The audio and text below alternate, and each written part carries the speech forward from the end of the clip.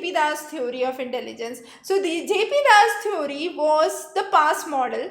This is the planning, attention, arousal,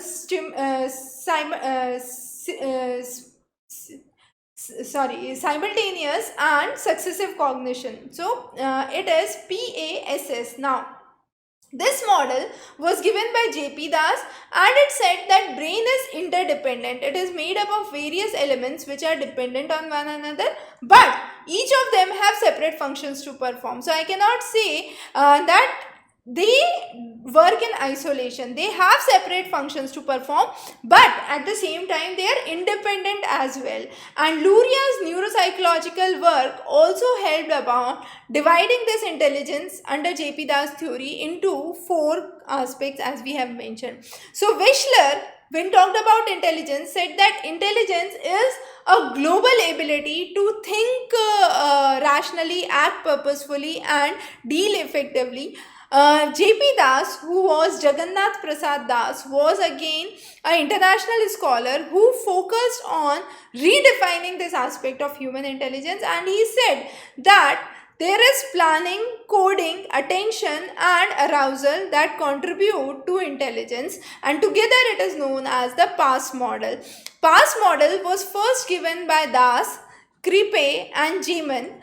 Das, Kripe, and Jamin in 1975 first laid down this model. However, in 1994 it was Das and Negrelli. So it was Das, Negrelli, and Kripe who focused on the modifications of this model.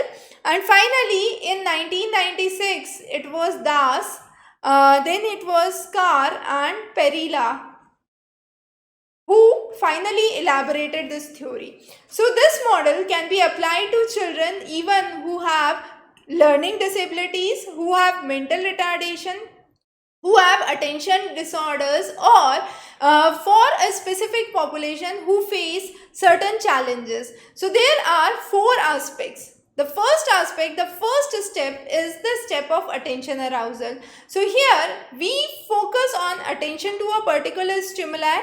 We talk about removing any kind of distraction that comes in the view, and then this is the basic idea. A person can become intelligent only when there is proper attention, there is proper arousal. Okay, so what he said was, this is governed where? This is governed, the parts of the brain are again important here. So brain stem and thalamus are responsible for it, and the higher order sensational processes are understood through the frontal lobe. So that is the first stage. It is the brain stem which is responsible for it, and also the RAS, the reticular activating systems.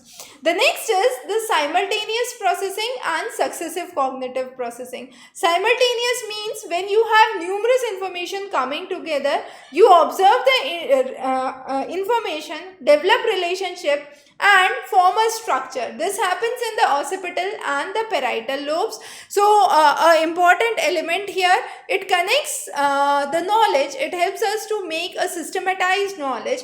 The next is the cognitive processing, the successive cognitive processing, where the structures are actually understood and comprehended in the right order. So in a serial order, one after the other, all the stimuli that goes in are understood, and this is explained in the frontal temporal lobe. So lobes, I repeat again, are very, very important. And finally, planning, where you understand, I know the problem, I have everything ready, I know how to proceed, and now I would plan how would I actually solve this problem, and this is governed through your frontal lobe. Also the prefrontal, so frontal and the prefrontal lobe actually governs this planning.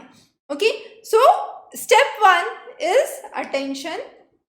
So I have here step 1 as attention, step 2 as simultaneous processing and successive cognition, and step 3 as planning. All of these are important steps that are taken. So according to PASS theory by J.P. Das, there are 2 major tests. One is PrEP and other is Cogent. PrEP means PASS Reading Enhancement Program.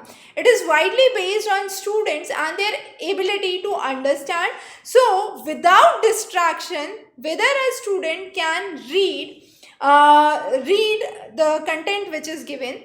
And usually children with learning disabilities are taken into understanding for this, where they have difficulty comprehending their statements, and this method is used mainly for remedial programs to enhance their reading abilities. And this was one of the major theoretical frameworks which was laid down by Das and Negrelli under the CAS, which was the Das-Negrelli Cognitive Assessment System. And this cognitive assessment system was published in 1997. It was a test to understand or to provide a nuanced assessment of the individual functioning or the thinking of the mind. The next is Cogent. Cogent focuses on cognition, phonological awareness of an individual, the literacy, the school learning, focusing on how reading skills and academic skills can be developed for an individual. The next that we understand is the benefits of this theory. So this theory brings in many places into coherency, because it is focused on learning disability students, attention disorder students. There are more things which focus here. So it focuses on cognitive understanding, neurocognitive understanding, children with reading disorders, learning disorders, through developing them through the successive and the simultaneous strategies.